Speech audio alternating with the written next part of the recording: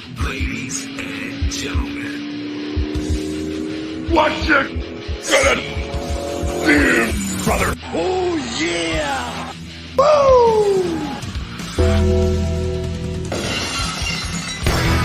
What? If you smell what the rock.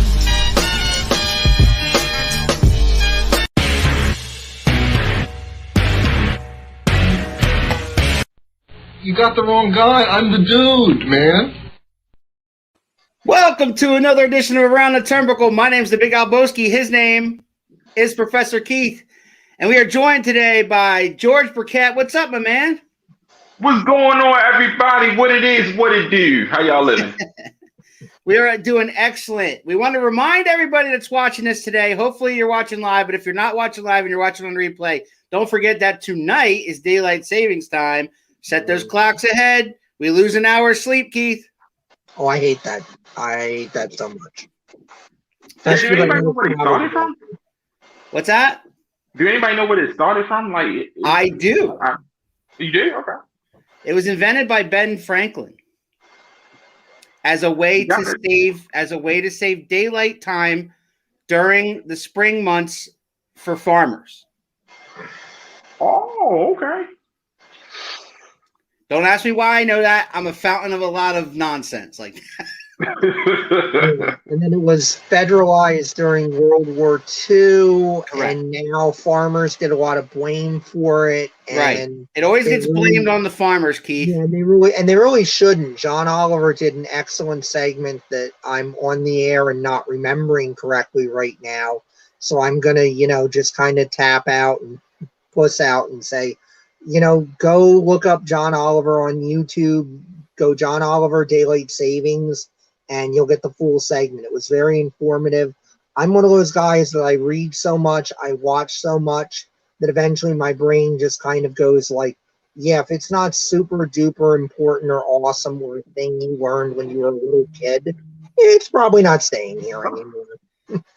Okay. All right, George. So once upon a time, before you got involved in the wrestling business and before you did a podcast about the wrestling business, you were a fan like the rest of us. Talk about that. How did you get into wrestling in the first place? What drew you to wrestling? Ooh, that's a long story. This story starts back in, I believe, 1990. And one of the first matches that I ever saw was when The Undertaker debuted. And I was just blown away because as a kid looking at this guy coming down to the ring and, having just the mystique of it and everything. I wasn't around for the Hulkamania of WrestleMania 3 and Roddy Piper and all that. Yeah, I had to go back and catch up and stuff. But my very first wrestling experience was going over my friend's house and watching, and I actually watched the debut of The Undertaker. So that was my very first wrestling memory. It's funny you mentioned that because that is the exact same reason that my co-host is into wrestling. Oh, good man. The funeral parlor with the Ultimate Warrior. Yes. I watched the segment and I looked at my brother. My brother was the one that was watching wrestling at that time, and he loved Hogan. He had watched Andre DiBiase. I kind of caught clips here and there, so I was aware of Andre. I'm like, that guy's, it's Andre, right? The size and all of that. Right. You're amazed, no matter how old you are. Andre was just something, captivated. And I'm like, all right, that's cool, but it's not enough to get in and really watch it. And I see Warrior, the promo for Mania 6 and all that. That's cool. That guy is colorful. That guy is interesting. Not enough to get me to watch it. That funeral parlor segment with Baron, he stuffs the Warrior in the casket and they lock it and they close it off. And I'm like, is that guy around a lot? That Undertaker guy? Yeah, he shows up almost every week. I would like more of that, please. That guy I will follow, yes. And that's where I started watching. It was Taker. It was Taker all the way. So I'm so jealous that you got to watch from the very beginning, the Undertaker debut, and you got to see all of it, where I had to go back from 92 or 93, and I had to wait because, you know, when I was watching, it's pre-internet. I couldn't watch that stuff until the DVD came out in 2004. And I That's found the Coliseum home videos. Y'all remember that? Yes. Coliseum home video. Coliseum home videos. Yeah. Yeah. That's cool though, man. You know what I mean? I've met so many people as a former radio podcast host, and some of your listeners, if you're not familiar, I used to be part of a show called Under the Mat Radio, which is still going. I got a chance to meet some awesome people in front and behind the ring, and that journey actually got me to where I'm at now. And we're going to talk about that. I don't want to go too quick in that, but I'm saying, but we definitely going to talk about that. But so when did you start Under the Mat Radio? Because that was I'm thinking, what was it, 2012, 2013, I think. Right. So that is Evan Prout, better known as Tech. Good long time friend. I call him my wrestling encyclopedia because to this day, that's my guy. This man, right there. He can tell you the date, the year, everything when it came to wrestling. And back then, I was more a casual wrestling fan. You know, I knew some of the characters, some of the guys, and everything. And he was more of the historian. He had the figures and the toys and everything. You know, and he would tell me about WCW and everything, and NWA, and I'm like, well, I heard of these places, but and started watching them, and I'm like, oh, okay, Ric Flair, all right, we got R. Anderson, oh, okay, cool, okay, and sorry, my twins is in here. It's all right. Can somebody get the twins, please? Because I'm doing this live show. It's all good. Sounds like you backstage. Say hi, y'all. Say hi. Hi. Okay. All right. Yeah. That's a 5-second cameo. So, but yeah, he had came to me about 2013. He was like, "Hey, man, we already talked wrestling. We would go watch pay-per-views and stuff." And I had took him to his first WrestleMania, which was my first WrestleMania. That was in 2011. And was that 27, 28? I don't know. I forgot. Whichever one 2011 was. That's the one when the Miz was the champ. And anyway, 28, yeah. So 20. Okay. So I took him there, and he came to me about it, and we started the show. And no, I'm sorry, that would have been 27 because that was the backdrop to get to Cena Rock. Yes, which was 28. Okay, and I know that because Alan and I went to 29. We went to 29 after when it was Northern Jersey. I went from 27 to 30. 31. The one in Texas was the last one I went to. The one when Shane went against Undertaker. That was the last WrestleMania I went to. So I went from 27 to that one.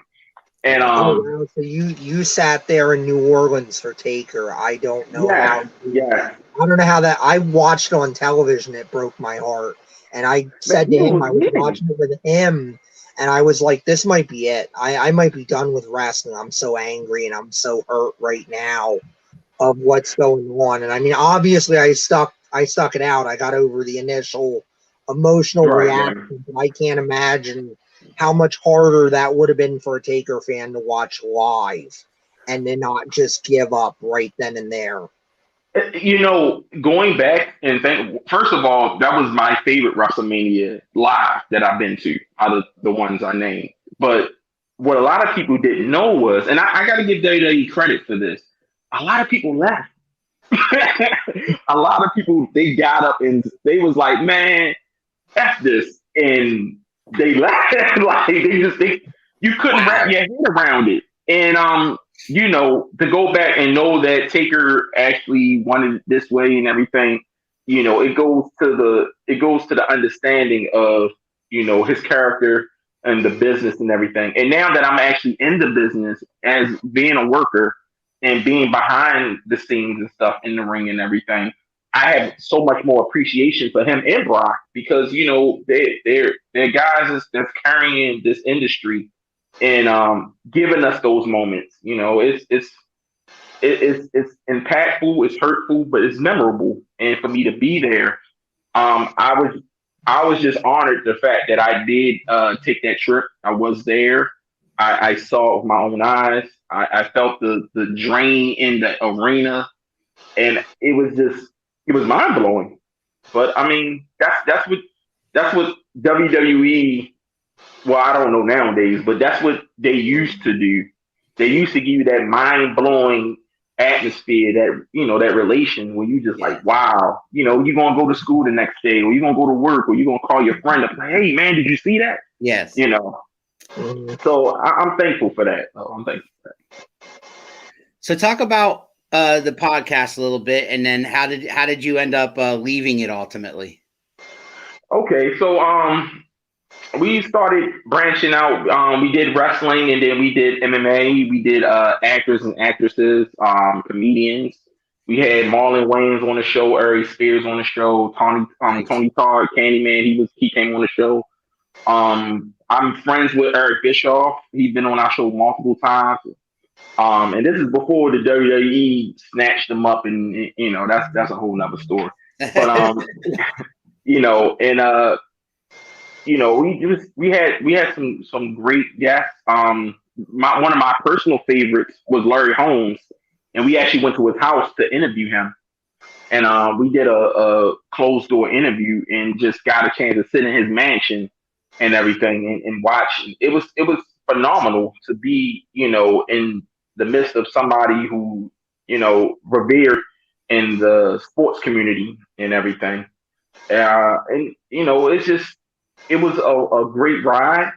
What ultimately happened was that I was going to shows, indie promotions, we would call it, and people was liking my persona. And we did an interview with Kenny Omega before he really popped off, and we did interviews with AJ Styles, which is a very good friend of mine, fellow gamer. I'm a video gamer till I die. Yeah, so is he. I know that.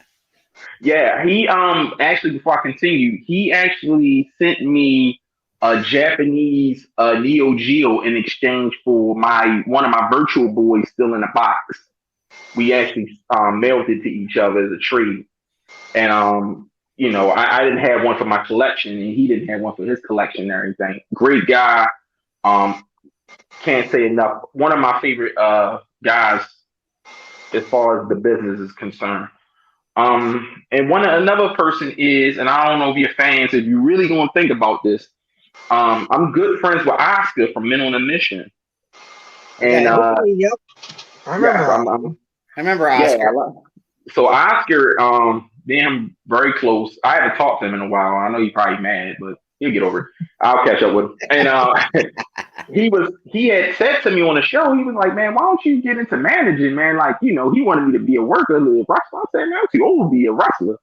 You know what I mean? Like, wrestling hurts. I'm interviewing all these guys, and they got these horror stories of how they was on pills and they lost their marriages, and what you don't see, because we're so used to seeing the E and AEW and all these other companies and everything, what you really don't see that we did with Under the Mat was we really got in depth with some of these guys and these conversations. And a lot of their lives is hell, man. Like, they really went through hell, from, like I said, they never saw their children, they had bad marriages, they got addicted to drugs. They was drinkers, they went to prison a few times. And this is the side, I mean, I know Vice does it with their segment, which is cool, but that was something that, as Under the Mat, that really helped us. That and Ahmed Johnson, that was when we first really got there. We interviewed Ahmed Johnson. He was talking about the racism that was in wrestling, which is still there, but it's very well hidden. It's gotten better, but it hasn't gotten to where we need to be. Right. And that was my inspiration for getting into the business. My son, he was a big John Cena fan, Mm-hmm. and he was a big wrestling fan. He still is a big wrestling fan. And one thing he was like, Daddy, I don't see a lot of us on TV. He see a lot of white guys that's winning belts and stuff, but when it comes to the black wrestlers, he saw a lot of dancing and smiling and everything. He's like, well, we don't dance like that, do we? And it kind of hit a light bulb in my head. I was like, you know what? I'm going to get in the business. So I'm good with the microphone. I'm good with talking. So I went to school. I went and trained, which I always tell people, if you want to get into this business, please go to a school. Please get trained. This is not a joke. This is something that many people have put their life into. And even though you're a fan, you like, hey, I can do this. No, you cannot. Yeah. We preach that on this show all the time, and so do most of our guests. Yeah, I got a guy here that wants to say hello. You might know him. Oh, cool. What's going on? Yeah. I done got them. That's the money man right there. That is the money man right there.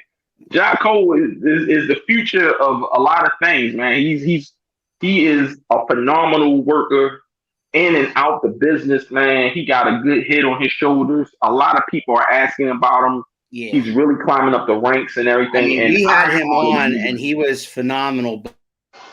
Mhm. Yeah, man. He was phenomenal. Both. Yeah, What was that? has it. I say he has it, and that's No, he something that a does. lot of guys Yes. don't really have. They don't have it. Yes. And he has it and everything. He can do whatever he wants to do. Yeah. And by your request, I have all his information scrolling along the bottom of the screen there, Yeah, as well as your Twitter, your Twitter and your Instagram as well. Come follow the boy. You know what I'm saying? I might follow you back. I try, but it's best to find me on Instagram and stuff. My page is mixed of everything, so I have personal and professional together. Some guys have it differently. I don't really care. You can't hurt me. Like, you know what I'm saying? Like, it's pictures and statuses. You either like it, or you don't. You know what I mean? So you left the podcast, and you said you went to school. Where did you train? Who trained you? So I got trained at a place called Ride City by a guy named Sicken, and the guy I used to manage before Ja Cole.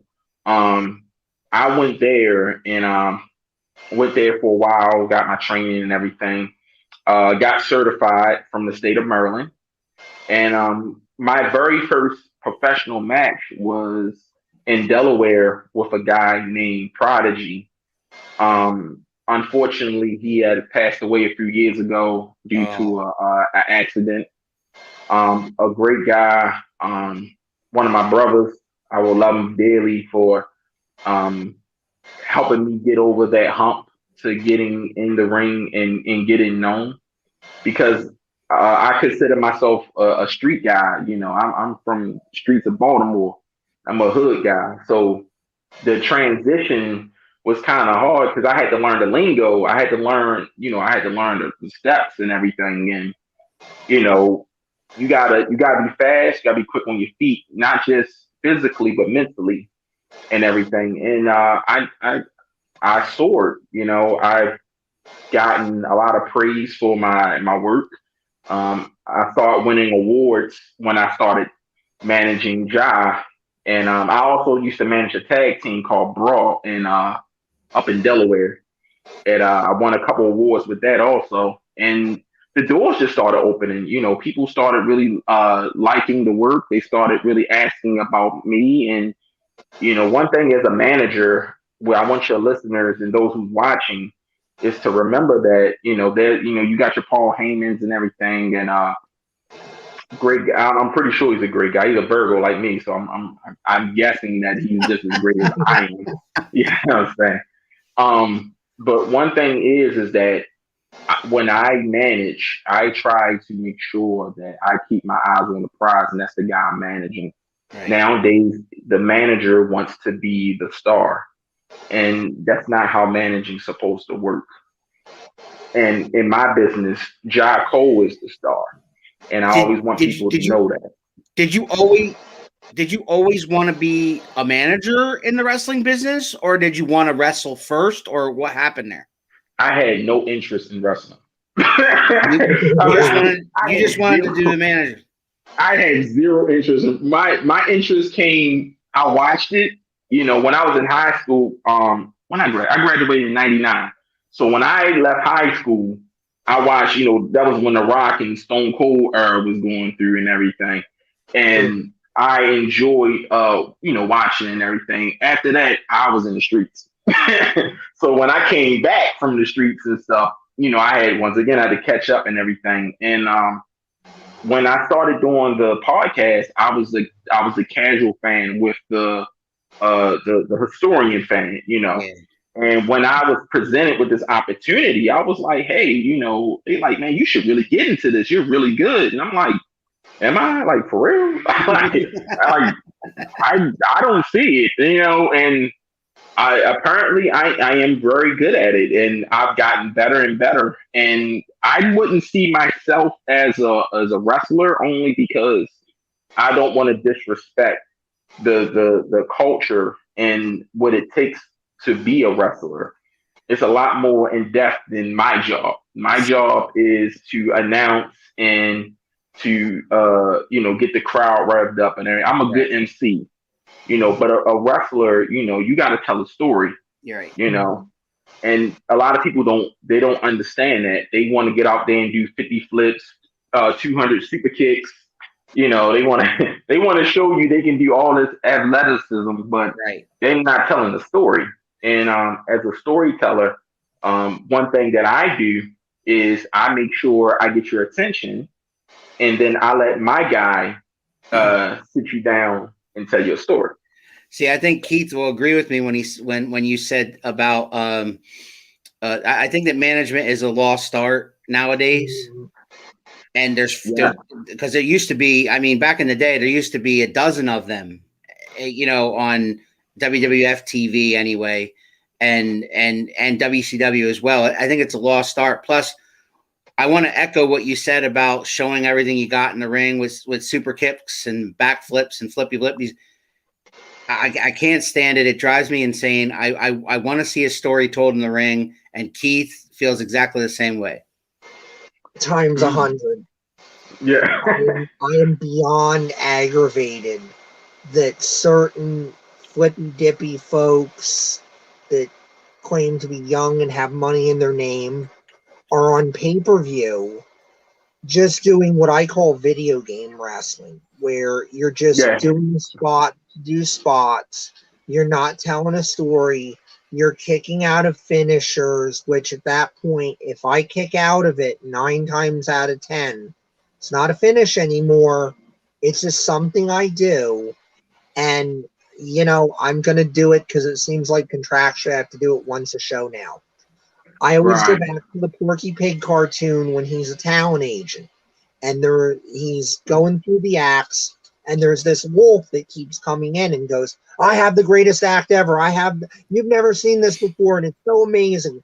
And he does this about 3 or 4 times throughout. I think it's a 20-minute cartoon. It's Looney Tunes. It's about 20 minutes. And he does this about 3 times. And then finally, Porky's just exasperated with him. He's gone through the other acts and everything. And he's like, all right, fine. You know what? Let me see what you can do. And the wolf's like, all right, cool. And he goes out and he comes back in with this devil costume, which, you know, is going to catch your attention in the 40s and whatnot. And he's got all these chemicals and he starts mixing them together. And I think there's a diving board or something involved. And he downs all the chemicals and he dives off. And there's this giant explosion. And Porky's like, oh my God, you're right. That is the greatest thing I've ever seen. This is the greatest act ever. When can I book you? And the guy comes back in through the door. And he's got the cartoon, you know, he's dead because you can see through him and all that stuff. And he goes, yeah, you know, but there's only one little thing wrong with it. I can only do it once. And I feel like it's the same thing with these guys. If you go out there every match and you do everything that you can think of and everything that anybody else has ever thought of in the history of ever, you can only do that once. because after Right. that, it's the law of diminishing returns. You've got to tell a story. If you can tell an effective story, you can do something as simple as an eye poke, and you can make that crowd think you are the worst piece of garbage ever. Yeah. All you did was that eye poke. If you get them, that's the art. You get them where they go, you motherfucker, that eye poke, that is the worst thing I've ever seen. They could have seen 100 things that are worse, but if you've got them, if you've told that story, that eye poke is going to drive them nuts and make them want to There buy you it go. for next time. Well, I try to surround myself with good stories. I got my Dragon Ball Z shirt on. Shout out Oh, to there you Akira go. Toriyama. I'm a big fan Shout of out to that. Akira Too. Toriyama. Man, you're Right. hitting all the professor's buttons, man. The You really Undertaker, are. Dragon Ball Z, Baltimore. Yeah. I've been Both watching of these are Dragon big. Ball since 1988. Okay, So so this you is definitely beat way me. before Toonami and everything. So yeah, I watched Dragon Ball from '88, and a friend of mine's, when I was in the second grade, his cousin was stationed, and he used to come home and had the tapes. And back then there was no subtitles, so it was just the actual anime, and we didn't understand Japanese, so we would watch it, but we can follow through kind of what was going on eventually Mhm. and everything. And that's how I got into Dragon Ball. So when it came on Toonami in the late '90s and stuff, and everybody's raving and everything, I'm like, yeah, I know about this, Goku, and well, back then it's Son Goku, and Right. I'm saying we call him Son Goku and everything, and yeah, I know about the Frieza and the Cell saga, and like Cell, who's Cell? I'm like, you didn't see that? You know about Majin Buu and all? Who's Majin Buu? Like, I was so, I'm like, oh, okay. But shout out to the story. I use that as a reference because um this is an anime that's been around for over 30 years, and even though it's everything, you got other different animes that's also great and it's been around even that has their own merit, you still have a great story. And that's what the lost art of these times. It's not just in wrestling, it's in music, it's in movies. Everything is trying to be rehashed, retooled, recycled. But the story itself, you have a good guy, you have a bad guy, and you want to root for the underdog and everything. And when I'm in the ring, depending if I'm a face or a heel at that time, depending on whichever the story is, my job is to make sure that you as fans enjoy the story. So, sometimes I get hurt, sometimes we cheat, and sometimes they cheat on us. You never know what's going to happen. And each time it's always a different direction, but the ending is going to come, and the ending is going to be good. So it's the journey that we mostly working on, make sure we got that straight. So who was the first guy you managed out of school then, once you started actually managing?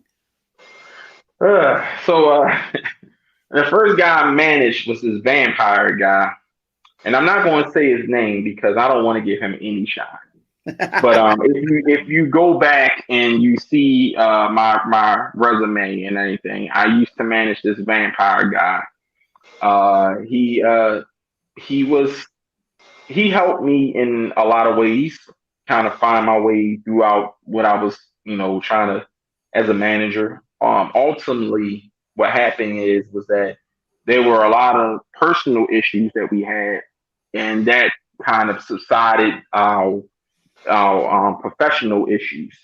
So I had to leave him alone, and which I'm glad, because with the stuff that has came out later on down the road, I don't want to deal or have any in my children around a man like that. So Right. that's as far as I'm going to go with it. For you fans and you listeners out there, if you want to go and find out, then you can. For anybody who's real, I suggest you don't, because that part of the past you don't want to remember.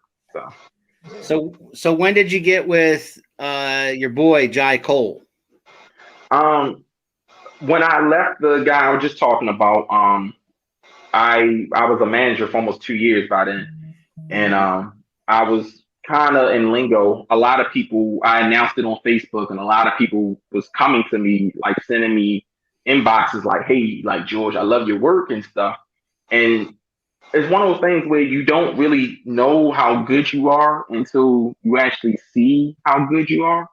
And I'm a very modest guy. I've always have been. So I'm not really egotistical. I'm not really big headed. I try to treat everyone on the same path and in the same hindsight. And when I announced it, I just got a flood of people just wanting, to just come. And one thing happened was Jai, I had already worked with him with the previous guy I mentioned. And he was like, hey, bro, man, like, I'm already going up this ladder.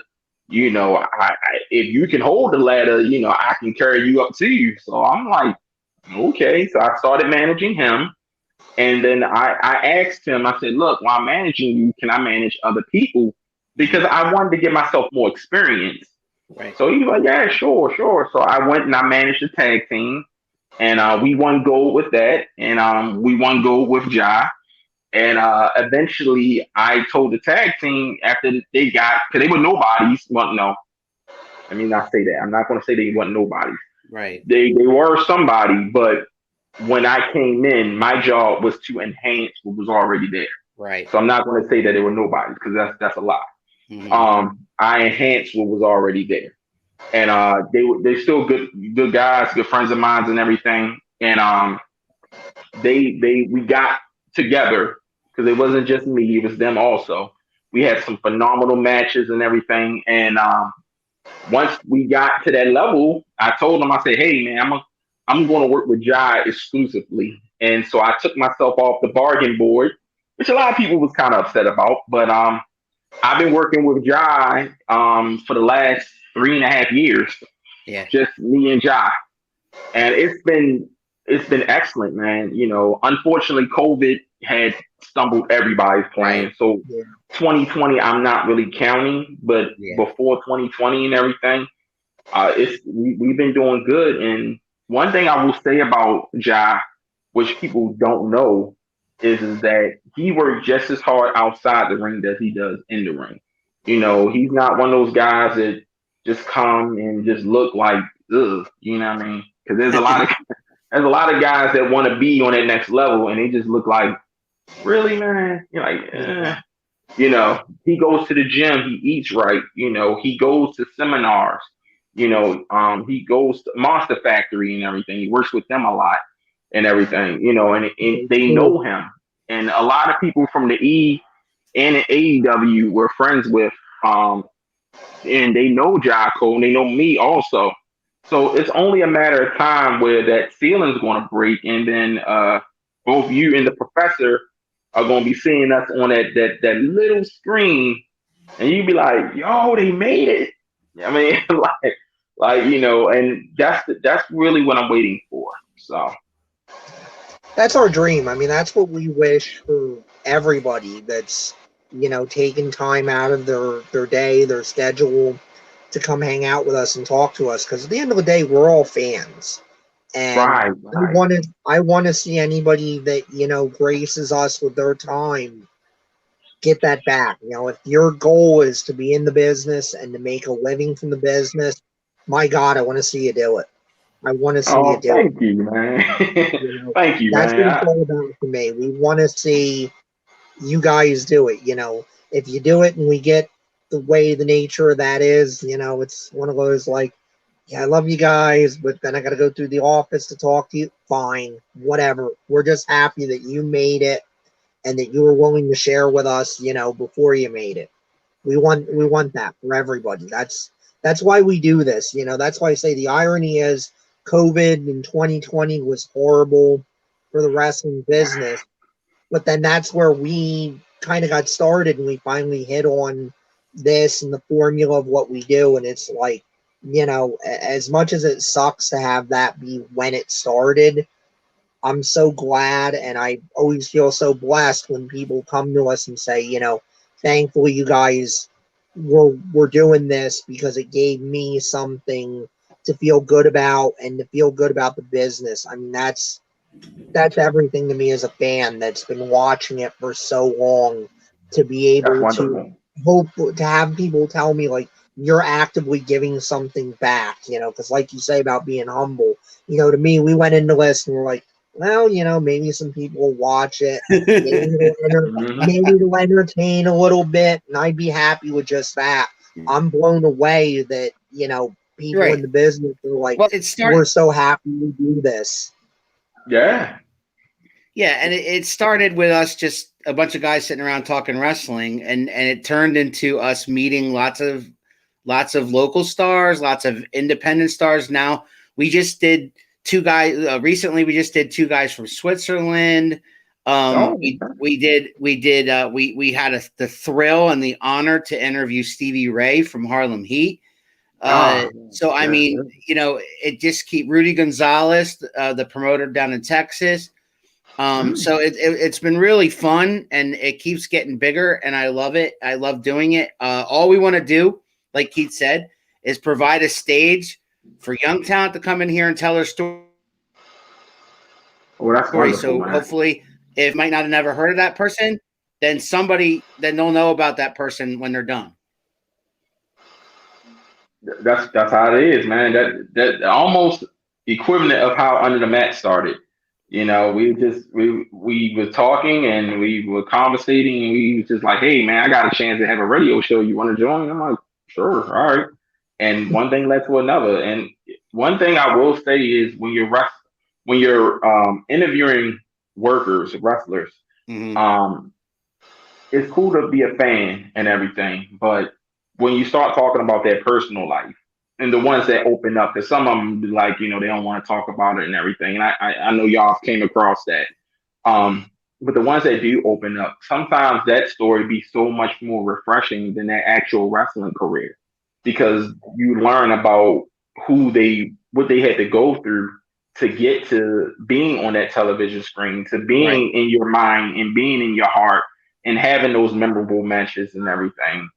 I'm going to continue being a manager until I receive accolades from everyone in this business for saying that I have put my energy and my time into bettering not just little boys and little girls, but like a lot of young Black little boys and little girls.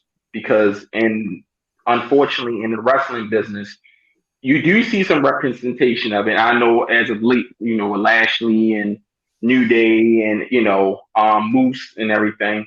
Great guys, by the way, all of them great guys. But we like to see more. And one thing you don't see is Black management.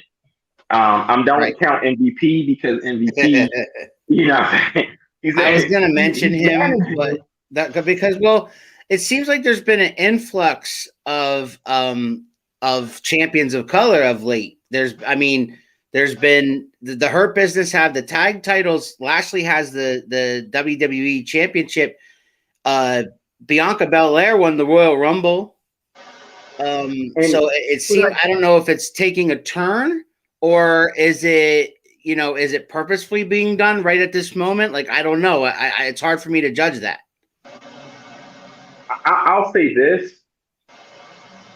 It's a long time coming, but when you go to the movies and you see the same heroes and you see the same villains, right? Eventually, you ask yourself, is that the only story that they can tell? Mm-hmm. Because I've gotten some slack from people saying, well, I'm not racist, and I like Black people, and I feel like I like to see y'all, but I like to see my people too. Well, here's the thing that I express to people. We've always seen your people. From all the way back from wrestling first started to all the way to now. We have sprinkles of not just Black, but Latino. Mm-hmm. Sprinkles of Asian. It's minorities. And now it's the same story that you go to the movies to see, but the cast is different. Right. Does that mean that the movie is good or the movie is bad? Because the story's still the same. It's just the cast is different. Right. And I use that analogy to tell you that we want to tell the same story that you all have always told. We want to tell the same story and get that same feeling, just like you said about The Undertaker when you saw The Undertaker. We want to have that kind of character for ourselves also. Because, you know what I'm saying? Our little children, my children, as they grow up, they see their father. I'm one of the only black managers who is becoming more successful, where a lot of managers, they don't understand how to manage. They might know the business, but they don't know how to manage. It's a difference. And my job is to open up those doors so when I become of age and I finally, can sit down and say I'm done, I can see more of that telling the same managing story that I'm telling. And it's not that we're trying to get rid of the cast because we live in America. America is a combination of everything. Y'all Americans, just like I'm American. And just because this story has this cast and that story has that cast, was the story good or bad? You feel what I'm saying? So Yeah, that's a all lot it's of times, about. yeah, a lot of times we're so focused on the cast, we lose track of the story. And that's what I want people to understand. The story of love, the story of pain, the story of hate, this stuff been around before any of us was born, before our parents was born, grandparents. This stuff, you can go all throughout history to know about pain and suffering in different aspects. But the question is that who was the cast involved in that? Because I remember Royal Rumbles when there barely was any minorities in it. Right. Now you have a Royal Rumble when you got majority minorities. Right. And people have been enraged because they like, well, I feel like they're taking over. Are they? Or are they telling the same story that you used to tell? I don't know because I'll tell you one thing, and Keith will agree with me on this. If you go back and you watch our old Around the Turnbuckles from the past year, because we're coming up in May on our 1 year anniversary, I tell you, Yeah, thank you. I'll tell you what, a large percent of the wrestlers that we have interviewed have been black wrestlers. So I think there's an influx of them, Thank you. a new generation of them in their 20s, because most of the guys we've interviewed are 1 or 2 or 3 years in. It's not like they've been around for 20 years or whatever. And like we get so excited because we can see it in their eyes, the hunger and the passion in their eyes. I love that part of it. And my next question to you is going to be, as a man of business, who are your influences as far as being a manager goes, or when you perform, what do you draw on it? That inner, guy, like when you're out there in the ring. And is George Burkett a heel manager for the most part, or no? Okay, so that's a two-part question. All right, I'm gonna answer the first part. My inspiration is what I see in the mirror, and That's a great answer. I say that because people like Bobby the Brain, excellent man. Of course. Paul Heyman, excellent man. Mm-hmm. When you look at Slick and The doctor, you look at Teddy Long and stuff. Yeah. The issue I have with them being managers is that people wanted somebody like that, but they didn't want to be them. right? Whereas with Paul Heyman and what I'm saying, they're looked at as people that you will want, but can you emulate? Can you get? Right. As me being a manager, my goal is to let somebody say, "Hey, I want to be him," because that's not something that you calmly hear in wrestling. You Right. do not hear people saying, "Hey, I want to be the manager," because the manager role is so insignificant now compared to, like we said earlier in the show, Right. how it was back in the day. Which I And miss. I wish. yeah, exactly. So Yeah. my job is to get more people to say that, because everybody wants to climb that ladder and grab that title or jump off that cell, that cage or anything, or or play in the biggest stage of them all and everything. But when you're a manager, you get to see it from an eyesight that that's not really seen much. And I tell people, I say, what the difference between me and Paul Heyman, I never met Paul Heyman. I'm a big fan of him. However, what I find is most people, they want a Paul Heyman guy to help them. I want to be a guy that say, hey, I want to be George Burkett. Right. So, and there's no knock to Paul, because like I said, I love Paul, but that's something that I just didn't see. And that's where my inspiration comes, which answers your second question. I feel like that is where I get it. When I go in the mirror, when I do promos, I don't have anything memorized. I freestyle everything. So if you ever see a video of me doing an interview or something, that is me freestyling. I am literally freestyling my promos because I let the energy come. Right. There's bullet points that certain promoters want. I can do bullet points, but I'm not a robot. Come on, man, really? Yeah. I speak out of my heart, and I speak to the people that aren't dumb, because wrestling fans are smarter than you think. They think you some 40-year-old guy living in your mom's basement and anything, and you drinking Mountain Dew while eating Taco Bell or something, and I love everything wrestling. No, wrestling fans are doctors, lawyers, guys who own Fortune 500 companies. Yep. And they love wrestling. And that's something that I didn't know. I had to learn over the years. The nostalgia is that we want to be in those moments. Now that I'm actually there, my job is to create those moments, not just for myself, but for other people down the road. You know what I'm saying? White or black, male or female, young or old. You know what I'm saying? It's a powerful. Do you have any events coming up that you're? April. Jai, you might have to help me on this. April 10th, I think.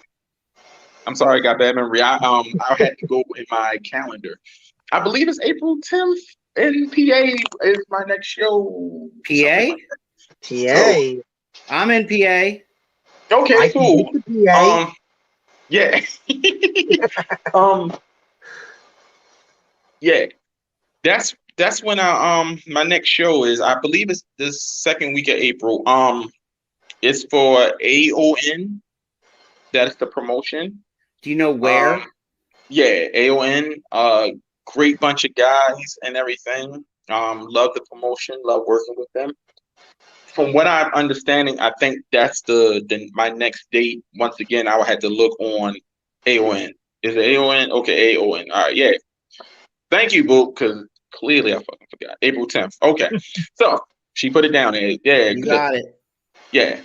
So JT real Funk quick, says, hands down, one of the realest guys I've ever met in the wrestling business. Salute. Oh, JT, yo, real Great quick. friend of the show. Go ahead. Real quick, I have to say something. Go ahead. JT Funk is one of the greatest guys I ever met in this business. And I am a fan of his. I adore him. You are not And telling us anything. He made some mistakes as a kid that has haunted him. And a lot of people in the business, I'm not going to say their names because I don't know, give them shine, but if they hearing this, they know who they are. They have been trying to distract and attack him for his mistakes. And one thing about it is when you make a mistake and people always remember that mistake, it starts to mess up your psyche because you feel like you will never be able to get away from that mistake. And what I've done is I've talked with him many times, and I'm going to give y'all a special announcement on y'all show that I have not revealed. I am filming a movie this coming summer. I've already got my cast together, and JT Funk is the leading man in my film. Yeah. So that is I'm going to reveal that now because I have not told anybody. I have not told anybody on Facebook or on the gram or anything. I'm going to reveal it first on y'all show. Love it. I love it. Appreciate Listen, it. first and foremost, JT Funk privately told me about all that. Second, we've had JT Funk's one of those guys that we've had on, one of the few guys we've had on more than once. Mhm. And Wonderful. and Wonderful. JT Funk, we had the pleasure before COVID got really bad to see him wrestle live, Mhm. and we got to meet him afterwards, and in love with the guy. The guy's, like you said, a great guy. He keeps sending us guests. Like he just Yeah, he's when so I supportive of us. when I need a guest, he just keeps sending me like 5 or 6 at a time.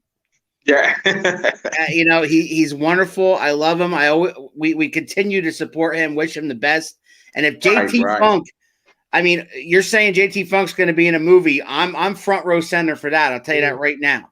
Thank you. Thank you. The name of the movie is called Kingmaker. I'm going to reveal more about it in April, but now that we're about to start filming, I believe toward the end of next month to May, that's when we want to start filming and everything. It's gonna be a short story, but it's gonna be a very prolific story. JT is a great guy. He's somebody that I love dearly. Yeah. If I wasn't managing Jocko, I'd probably be his manager. That's what. how much admiration I have for the guy. I tell you what, man, mean drop kick.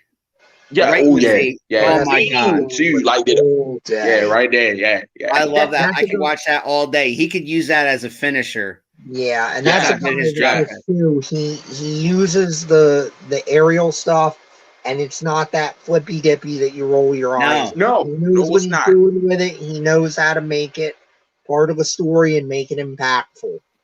Right. Right. I would love to see him at the top of the mountain with us. You know, Yes. I always tell people, man, I see you at the top of the mountain, you know, because, you know, this journey is vast. And a lot of people in the business, they feel like they have to be the only one on the mountain. It's like, you know, that's a hill. That's not a mountain. Like, you know, I want to mean? see. Like, I want to see JT Funk in NXT within the next year or two. I would love to see that. Yeah. I would love to see that. You know what I'm saying? And you cast the right guy as your leading man, because that guy's got $1 million smile on top of it all. You're Such- telling me, you're telling me, I'm honored to have him. DJ Spitter, go JT ahead Funk and- is as real as it gets. Oh yes, yeah, yeah. We love it. We love him. Listen, we love him. Just trust me. You're not telling me and Keith nothing about JT Funk. We love him. Yeah, that's wonderful, man. That's supportive. wonderful. Keep up the love. And JT, if you listening, brother, I love you, man. We going to make magic. Trust and believe. We are. I can't wait. You know what I'm saying? I can't wait. I'm excited Thank you, for all of you. But I mean, for you know. Lastly, what I'm going to do, I'm going to bring my babies in. Girls, can y'all come in? So I'm All or Nothing Pro Wrestling. Where in Pennsylvania is it though? Is it Philadelphia area? Calendar. Is it in Philly area? I guess. I'm gonna have to look that up. Yeah, you want to look it up because I'll I look it up. don't want to tell you the wrong directions. You drive there and you waste gas I'll because you'll look be it mad at me. You know what I'm saying? Girls. So I have a poly relationship. I have 2 girlfriends. One of my anniversaries will be 15 years in 2 weeks, and the other one is maybe 12 years in September. So I want to introduce my loves real quick because, and my sons is crying. I know. Hi, Gabriel. Hi. Reason being is because when I do interviews and stuff, a lot of people ask me, well, how do you stay focused, George? Like, where your motivations come from? And yes, being a father is a motivation, but my motivation comes from these 2 beautiful women that I have had by my side through so long. So I'm going to turn around and Johnston. fit y'all in. Hey, AON is in Johnston. Hello. AON is in Johnston, PA, by the way. Okay, there we go. There you go, smart man. So this right here is Sherelle. Hello. Nice to Right meet here you, is sir. Janae. Nice to meet Now, you. man, Nice to meet you guys. these right here are part of my motivation and everything. So I wanted to make sure I give them a shout out while they're here and everything. Absolutely. And we thank you for Absolutely. sharing them And with that's us. That's what it's all. It's what it's all my about, oldest man. daughter keeps calling me. Can one of y'all call her and find out what she wants? Please, thank you. My oldest daughter keeps calling. I have 5. Yeah, five. I have 5. Yeah, he has 5. You have a Age. PS5. No, I have 5 kids. You have One of the 5 kids has kids. a PS5. Wow, I have 6 kids. I have 2 girls and 4 boys. I have 3 boys, 2 girls. Oh, okay. Are you planning on having more? No. No. So fast with that no. No. My But no, I wanted to give them a shout out. oldest is because 20 and my young 4. Your oldest is 20. Mhm. And my youngest is 4. Oh, okay.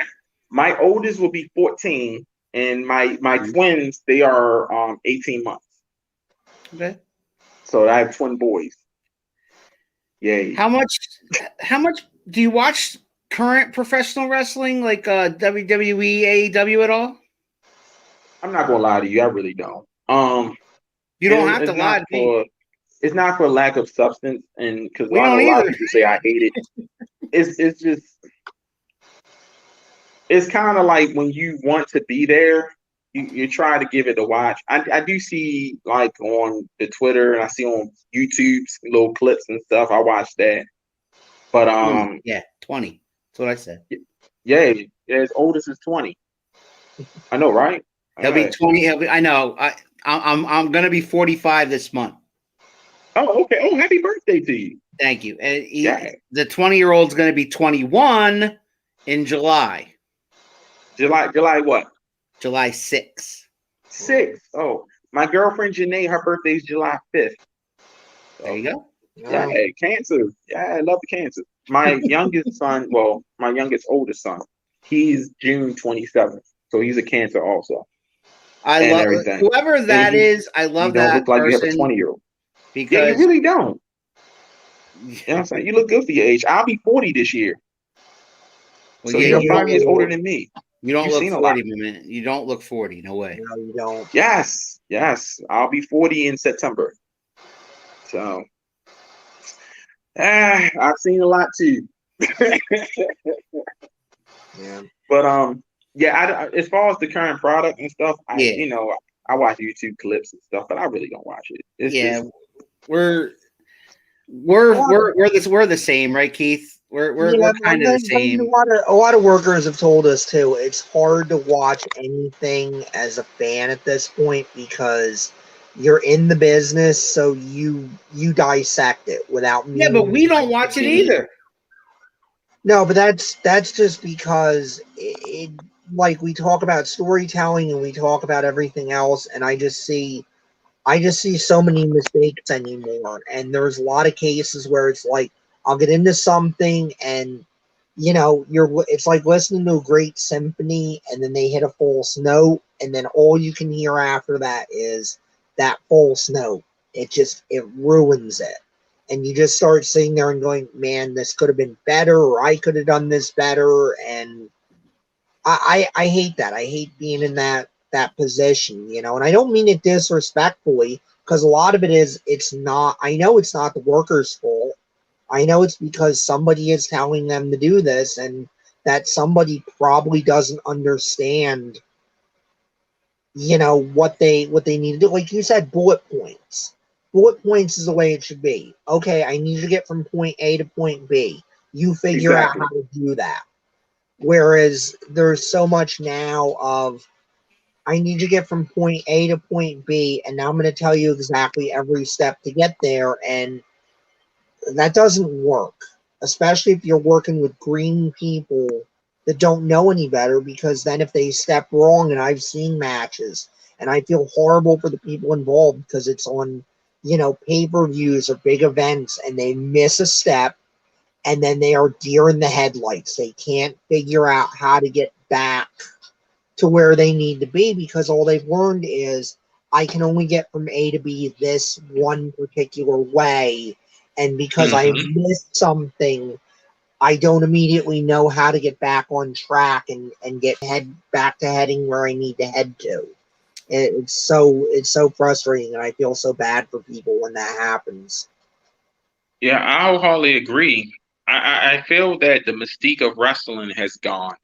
Yeah. Some people they cry kayfabe, and then next week they have someone on there who's deliberately just showing you that is not what you think. Right. And there's a lot of times it's social media. They go on their Instagrams and stuff, and I it's like, do you take magicians seriously? You know what I mean? Like they can shock you and they can show you a really neat trick, but Right. do you take it seriously? Right. And I say that because it's like when you start to destroy kayfabe, you don't take wrestling seriously. Right. And it really should be taken seriously because if it's done wrong, it can kill you. Right. And I know it's stories that I'm pretty sure y'all have covered or y'all have seen or heard. There's stories where people have died in the ring. Yeah. And I mean, it's people like to poke fun of it because they look at it as something to just laugh at or something to demean when it's really an art. It's an art where you have to tell a story with your body and your opponents giving the match. And a lot of the build-up and stuff is gone. People don't want to take the necessary steps. They just want to get the quick cash or they want to get the quick fame and stuff. And then the ones who really do want to be a part of it, they feel like their voices aren't being heard. So they find other avenues to try to make do and stuff. So once again, it's like, who's really winning? Is the fans winning? Is the workers winning? Or is the people in the back winning? And I myself, I don't watch WrestleMania like that. I don't watch wrestling like that. I don't watch, AEW. I really don't watch that like that. I watch YouTube clips and stuff. Right. When I hear about something that really happened, I go back and I watch it. And I'm like, oh, all right, that was nice. But do you still want to keep watching it? Or did you just want to watch it for that moment? The stories is lost. I don't watch weekly, but I watch the pay-per-views when I can, not necessarily live. I'll watch it to keep up with it. WrestleMania I don't miss. I just can't do it. I don't have it in me to miss WrestleMania. The Royal Rumble's my favorite. That's always my favorite event. Right. But other than that, Keith and I have gotten far away from the business that we have to rely on what we read and what we see to know even what's going on. Because we like I said, we used to just talk about what's going on currently. And I love, to be honest with you, I love that I don't have to do that. That I could just talk about the business in general and where it's going and new guys coming up. And hopefully we see the Jai Coles and the JT Funks of the world make it better. Yeah. Go ahead, Keith. Next, I think you guys will, because I look at everything that's going on now, and then I talk to you guys, and I go to shows that you're on, and I'm just like, everything that's happening now is aberrant, and it's going to go away, because there's enough people that are going to come up that know how this should be done, and are going to do it that way. You guys are going to basically force the issue, whether that means going in the back and screaming at somebody, or just the fact that the way you do it, which is obviously the best way, is just that's what's going to get over, and that's what people are going to demand. And we're going to hopefully get this thing back on track to what it should be, because I look at a lot of what's going on now, and I talk to younger fans, and I can't understand them. And I feel like the problem is they have just not seen the way it's supposed to be done, and they look at the way it's done now, and they just go, well, what's wrong with it? That's exactly how it should be done. And it's like, but no, it shouldn't. yes, everything evolves. We're not going to do the stuff Ruth Thez was doing. We're not going to necessarily do it the way Arn Anderson and Ric Flair did it, but the fundamentals don't change. The There you fundamental go. idea of go out there and tell a story. Like you say, tell a story with your body. Get the audience involved. Slow it down a little bit so they can follow what you're doing. You know, I've heard some great comments about if you think you're going too slow out there, go even slower. Yeah. Make sure you can be followed and they understand what you're doing. If you do a running power slam into a pile driver, into an elbow drop off the top rope, into a dive from the ring to the floor, how am I gonna? I literally can't process all that. I've seen guys do it, and what I always call it is like it's junk food wrestling. I will come to the end of a match like that, and I will go, I know I saw a great athletic display. I know I respect everything they did, and I respect the effort, and I respect the degree of difficulty and danger that was involved in that. Right. But damned if I can tell you exactly every sequence, and damned if I'm going to be able to remember that tomorrow, because I know I'm not going to be able to, because it's what I call too much good happening too quickly. You're giving me too much good stuff, and it's too close together, so it doesn't create moment, so it doesn't stick. And the thing about it is that some of the best matches that I've been involved in, the ones that brought tears to my eyes, have been matches where we told such a great story that people still to this day come to me when they see me at shows and they remind me of that moment. They like, hey, I was there when y'all won this title, or I was there when such and such fell, and I thought he was going to win. And what happens is that when you like I said, the movie in that analogy, instead of taking your favorite part of that movie, you put it all together and you say, hey, that's one of my favorite movies, because you went for the whole experience. You can take a comedy and say, hey, I love that scene. I'll wait for that whole part of that movie for that one scene and I laugh, and then after that it's kind of like, okay, I'm done, and you turn it off. But then if you got that one movie where you might still be waiting for that scene, but you're still entertained throughout the movie. And when you get to that scene, it brings you up even more. Like, it uplifts you even more. Like, yeah, that's what I'm talking about. And that is the type of writing that I feel that a lot of these shows need to get away from, is because they have television writers instead of bookers. Television writers, they write for sitcoms, they write for dramas and stuff.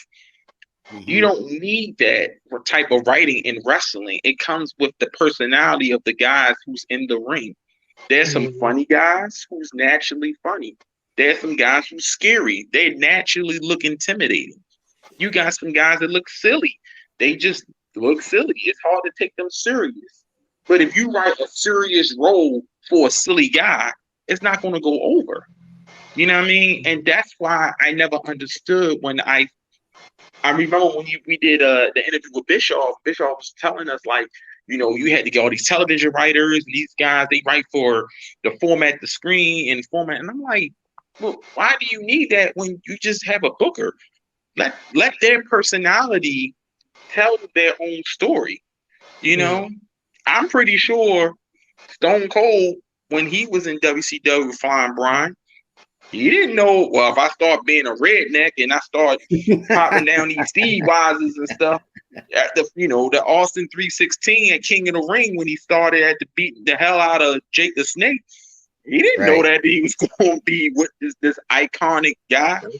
But, it wasn't a silly moment. It was a moment that was funny, but it was unintentionally funny. Right. But it resonated because it's what people felt. And I think that professional wrestling, sometimes it treats its audience dumb. And it's not just wrestling, it's media. It's in the movies. It's like, who was saying it? I look at a guy on YouTube. His name is Jeremy Johns. He's he covers movies and stuff. Mhm. And he was covering Coming to America. I liked it, Coming to America. Was it a Yeah. great movie? No. Was it funny? Yeah. But it was nostalgia. No. It was a chance to go back and see some old characters. Yeah. Right. It was a great movie. No, not at all. But the thing I didn't like was that it felt like it had to explain jokes. Because Yeah, nowadays right. in the era where we gotta explain moves. Like, yeah, I Right. hit this drop kick. It was impactful, so it hurt him. And you gotta tell the audience that. Fucker, we know it was impactful. You jumped off the damn ground and hit him with it. Like, why do we have to explain this? But that is the way that they feel. They feel that they have to explain everything. And professional wrestling has gotten to the point where these characters have to explain to the audience, yeah, I'm a bad guy. Yeah, I'm a tough guy. I'm a hurt you. Right. Instead of just hurting somebody, Mhm. being tough. Like, be yourself. I learned that back in Aladdin in '92. Be yourself. I think Robin Williams said it, right? Be yourself. Rob You know what I'm Williams. saying? And I'm like, Yeah. that's the accepting part of wrestling. And I hope that I can bring that in. JT can bring that in. Ja Cole definitely can bring that in. Yeah. That's something that I want to bring because I don't want to be in a company where I'm getting a script and I got to go down here and read because I got a bad memory half the time. I'm going to forget the shit. So by the time I get to the ring, if you want me to memorize something, I used to do that in school 20 plus years ago. Mhm. But Yep. but a bullet point, I can tell you, hey, I know where we're gonna be at. I know what this match is going to consist of. I don't know where I want these fans to be at. Y'all gonna have a good show, and that's the beauty of being in the business as a fan and as a manager. All right, man. Well, we're gonna get you out of here. We've kept you long enough. We've kept you well over an hour now. So Hey, it goes. didn't even it notice goes- that. That's what's up. It goes fast. It goes fast. We try to It keep it really under an does. hour, but it just with you, it was so easy. I gotta tell you. Cool. But before we go, I want to thank you for coming on and sharing your story and all the points you Oh, made thank you for were right inviting me, on. y'all. I appreciate it. They were right on. I hope a lot of wrestlers were watching and got to hear, your side of the story and where things are going and all that stuff. And you made a lot of great points about the business, number one. Number two, we wish you the best of luck with everything you do in your future and all the guys you manage in the future. And with the movie, I can't wait for the movie now because now I know the guy behind it and I know the star. So, Yes. I love it. It's just great, Keith. And then one last question we always end with, and we've been ending with lately is I'm going to flip the script right now. You being a former podcaster, is there anything that you want to ask us before we get out of here? I want to ask two questions. First of all, what is your favorite moment of being on this show? And what is the one guest that you wish you didn't have on the show? Mm. Wow. Loaded gun, Keith. Very Yeah, good. controversy brings cash. I love it. I love it. JT Funk says this interview has been very powerful and informative. Thank you. Yes, we agree. Oh, thank you, Jay. He's such a good guy. Keith, do you want to? Yeah. Well, TJ. Well, damn. How do I answer that question, TJ? All right. Yeah. Keith, do you want me to take this one so you don't piss anybody off? I am so good at pissing people off. So, I mean, yeah, if you want to start. He is. All right. Is there anybody that I wish we didn't interview? I don't want to throw anybody under the bus because most of the people that we have interviewed, stay in touch with us. And, but I mean, there was a guy who, we asked you a question, you talk for like 10 minutes. Yeah. All right. So those kind of interviews are very, very easy. There was a guy that we had where he'd give us 1-word answers. Yeah. Oh, And God. Yeah, I know only those have- days at the office. Right. And I only have a certain amount, and Keith only has a certain amount. And then when we're done, I mean, we could have been done interviewing him in 20 minutes because we didn't have any more questions for him. He was giving one more answers. And I think he knows who he is. Yeah. So I'm not gonna completely say his name. Yeah. I think we that was the one too where we were warned for about a week by We like were 4 or warned 5 about that guy, different though. We were people. definitely Like, you booked him. warned Oh, about that guy. And let's prepare just for skip. Dane. Yes. All Oh, right. especially- And what was the other? I'm sorry. What was the other question? And what has been the best moment?